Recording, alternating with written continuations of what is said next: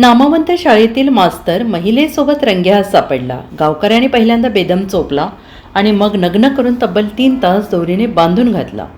कोल्हापूर जिल्ह्यातील शिरोळ तालुक्यातील टाकवाडे येथे एका शिक्षकाला महिलेचा नाद चांगलाच महागात पडलाय। महिलेच्या घरी अनैतिक संबंधातून नातेवाईकांनी रंगेहात पकडले। संतापलेल्या नातलगांनी त्याला बेदम मारहाण करत दोरीने बांधून घरातच बंद केले। हा प्रकार शुक्रवारी सायंकाळी घडला।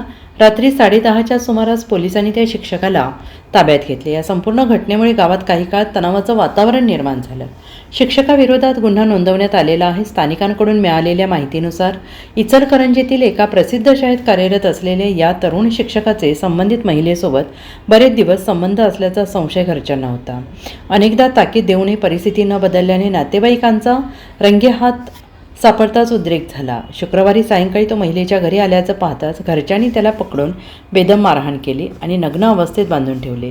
प्रसंगाची माहिती पसरताच परिसरातील लोक मोठ्या संख्येनं घरासमोर जमा झाले आणि काही नागरिकांनी वातावरण शांत करण्याचा प्रयत्न केला। मात्र महिलेच्या नातलगांनी गुन्हा दाखल करण्यावर ठाम भूमिका घेतली।